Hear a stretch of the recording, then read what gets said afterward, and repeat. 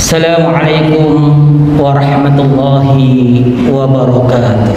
Waalaikumsalam warahmatullahi. Alhamdulillah. Alhamdulillahi rabbil alamin. Wal 'aqibatu lil muttaqin.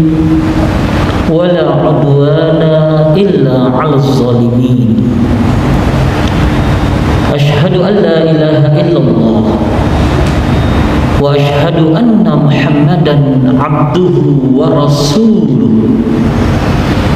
Allahumma salli ala habibina wa maulana Muhammad wa ala alihi wa ashabihi wa man tabi'ahum bi ihsanin ila yaumiddin. Amma ba'd. Fa ya ibadallah, ittaqullaha fi kulli waqtin wa hinin la'allakum tuflihun. Faqad qala Allah subhanahu wa ta'ala fil Qur'anil Karim, a'udzu billahi minasy syaithanir rajim. Ya ayyuhalladzina amanu ittaqullaha haqqa tuqatih wa la tamutunna illa wa antum muslimun.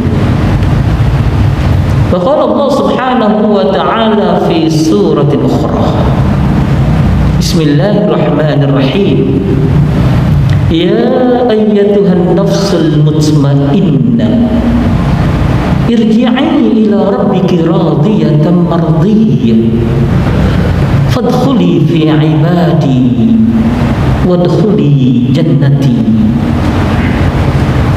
Hadirin jamaah Jumat yang dirahmati oleh Allah Subhanahu wa ta'ala, mari kita bersyukur kepada Allah Subhanahu wa ta'ala.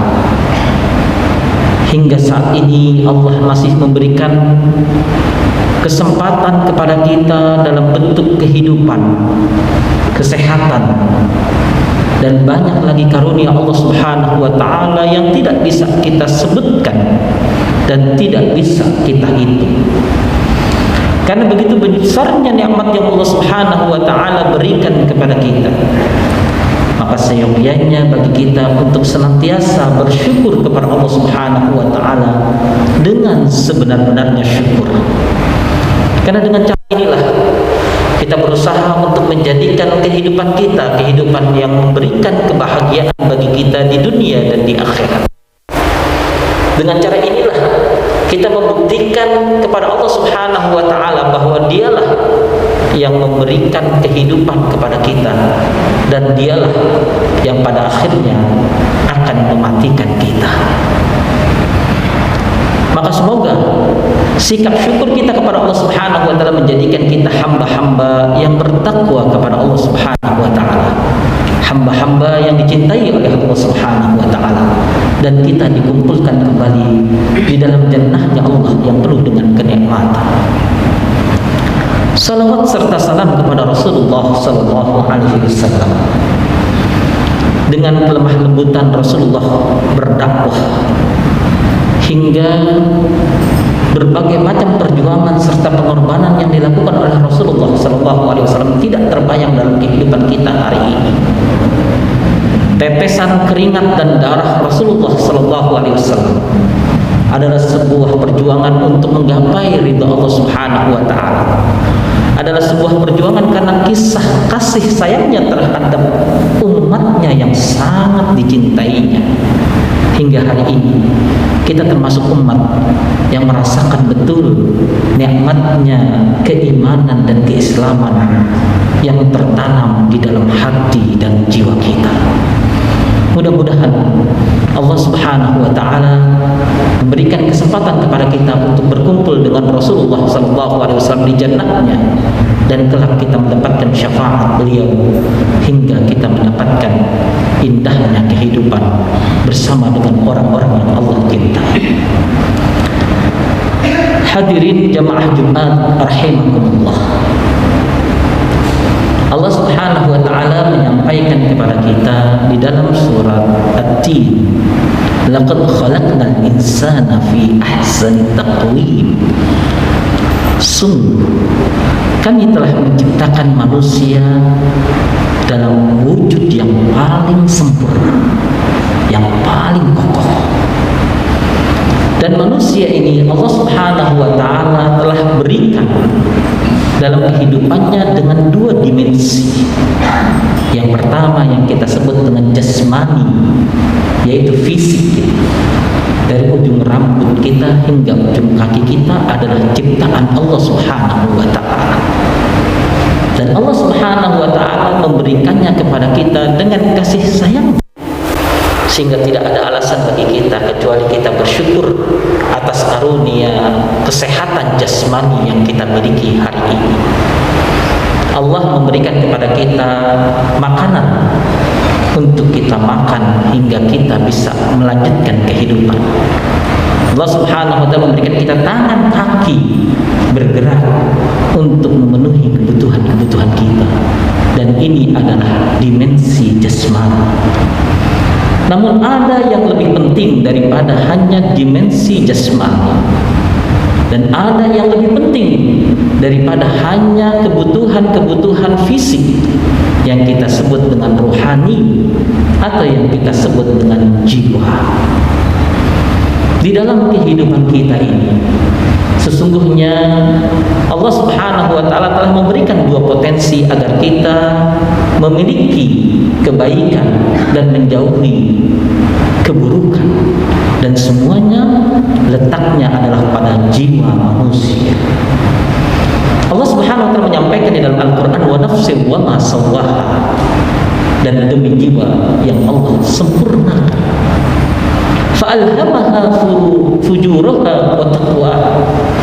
Maka sesungguhnya Allah Subhanahu wa ta'ala telah memberikan potensi di dalam diri manusia, di dalam jiwa manusia, ada potensi keburukan dan ada potensi kebaikan.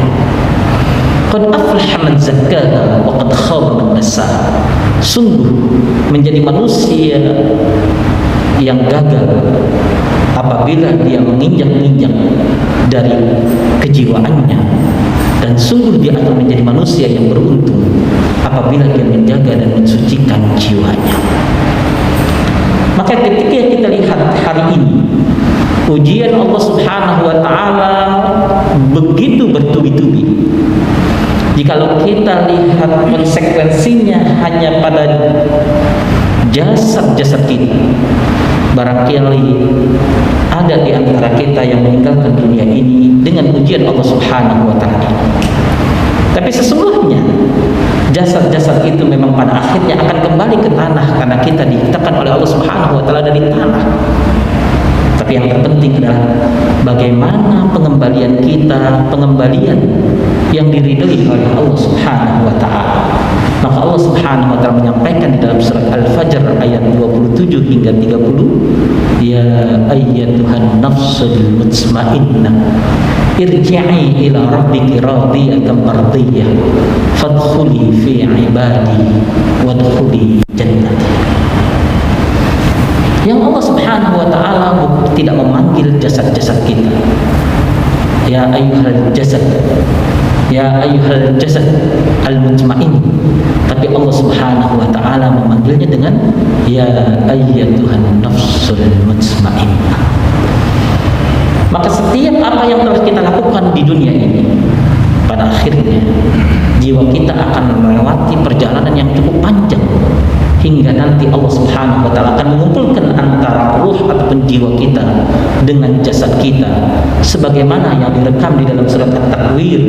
Allah menyampaikan wa idzan nufusu zuwijat, dan apabila jiwa-jiwa dikembalikan kepada tubuh-tubuhnya, saat itulah padang mahsyar menunggu kita, dan kita bertemu kembali dengan jiwa kita membawa apa yang telah kita bekali pada hari ini.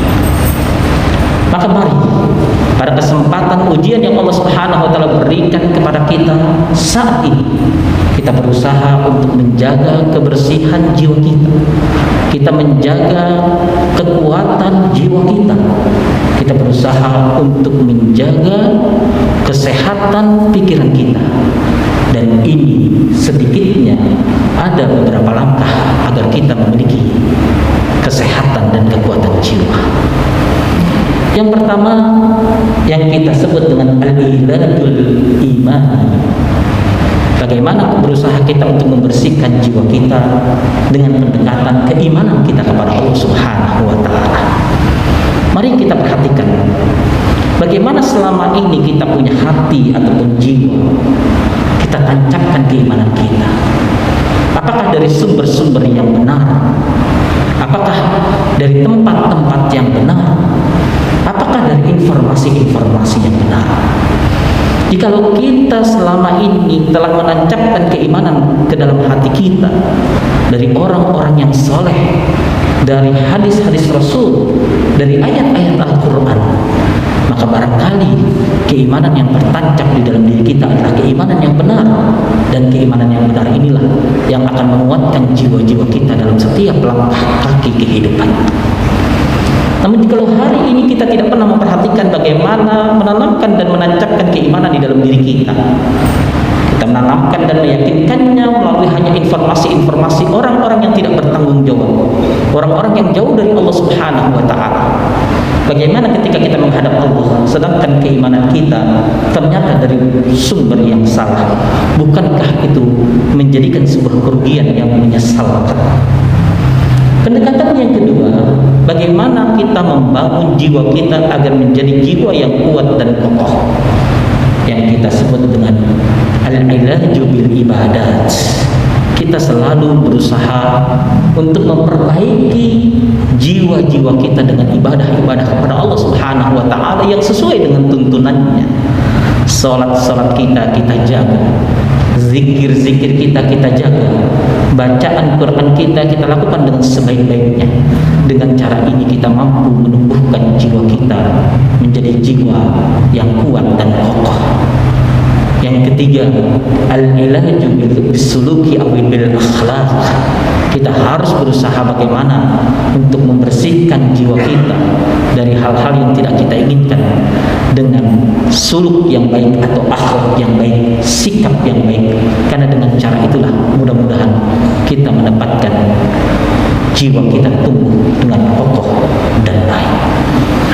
Maka ketika hari ini kita merasakan begitu banyak ujian yang bertubi-tubi dari Allah Subhanahu wa taala, jikalau jiwa kita saat ini tumbuh dengan kokoh, maka semua ujian yang Allah berikan hanya menjadikan peningkatan kualitas iman kita kepada Allah Subhanahu wa taala. Tapi jikalau hari ini ketika Allah Subhanahu wa taala menguji kita dengan hal-hal yang seperti ini, dan kemudian kita tidak mempersiapkan jiwa kita dengan baik, maka kita khawatir jiwa-jiwa kita menjadi rapuh dan kerdil. Bahkan banyak di antara mereka yang frustasi dan putus asa, sehingga mereka tidak mendapatkan rahmat dari Allah Subhanahu wa taala. Mari kita tanamkan kembali kepada anak-anak kita, istri kita, dan orang-orang yang kita cintai pembangunan jiwa-jiwa mereka yang berlandaskan dengan Al-Quran dan hadis Rasulullah SAW, sehingga kita mendapatkan kebaikan di dunia dan di akhirat. Barakallahu wa lakum fil Qur'anil azim wa nafa'ani wa iyyakum bima fihi minal ayati wa dzikril hakim. Aqulu qawli hadza fastaghfiruhu innahu huwal ghafurur rahim.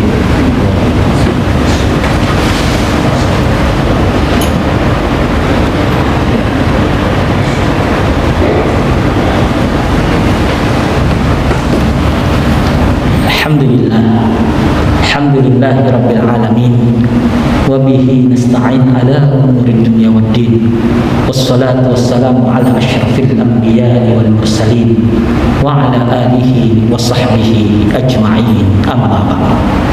Fa ya ibadallah ittaqullah fi kulli waqtin wa hinin la'allakum tuflihun. Hidup kita hanya sementara. Allah Subhanahu wa taala menginformasikan kepada kita ada potensi keburukan dan kebaikan di dalam diri kita. Tapi Allah memerintahkan kita untuk menjaga kebersihan jiwa kita, dan Allah melarang kita untuk menghinakan jiwa kita. Kullu nafsin dha'iqatul maut. Karena bagaimana setiap jiwa yang hidup pada akhirnya mereka akan mendapatkan kematian, dan kematian itulah saat dimana Allah meminta pertanggungjawaban kepada kita bagaimana selama ini kita merawat jiwa-jiwa kita. Mudah-mudahan Allah Subhanahu wa taala memberikan hidayahnya dan taufiknya kepada kita hingga kita selalu menjaga jiwa dan jasad kita dengan sebaik-baiknya, dan kita bisa mengabdikan diri kita kepada Allah Subhanahu wa taala bagaimanapun situasinya, apapun yang terjadi, karena sesungguhnya hidup kita hanya milik Allah Subhanahu wa taala. Qul inna salati wa nusuki wa mahyaya wa mamati lillahi rabbil alamin. Inna Allaha wa malaikatahu yusalluna 'alan nabi ya ayyuhalladzina amanu sallu 'alaihi wa sallimu taslima. Allahumma salli 'ala Muhammadin fil awwalin wa salli 'ala Muhammadin fil akhirin. Allahumma ighfir lil muslimin wal muslimat wal mu'minin wal mu'minat al ahya'i minhum wal amwat. Allahumma a'izzal islam wal muslimin wa ahlikil kafrata wal musyrikin wa dammir a'da'aka a'da'ad din. Rabbana zalamna anfusana wa in lam taghfir lana wa tarhamna lanakunanna minal khasirin. Rabbana la tuzigh qulubana ba'da idh hadaitana wa hab lana min ladunka rahmah innaka antal wahhab. Rabbana ighfir lana wa li ikhwanina alladhina sabaquna bil iman wa la taj'al fi qulubina ghillan lil ladzina amanu rabbana innaka ra'ufur rahim. Rabbana atina fid dunya hasanah wa fil akhirati hasanah wa qina 'adzaban nar. Ibadallah, innallaha ya'muru bil 'adli wal ihsan wa ita'i dzil qurba wa yanha 'anil fahsya'i wal munkar wal baghi ya'izukum la'allakum tadhakkarun. Fadhkurullaha al-'azim yadhkurkum washkuruhu 'ala ni'amihi yazidkum wa la dzikrullahi akbar. Akmis.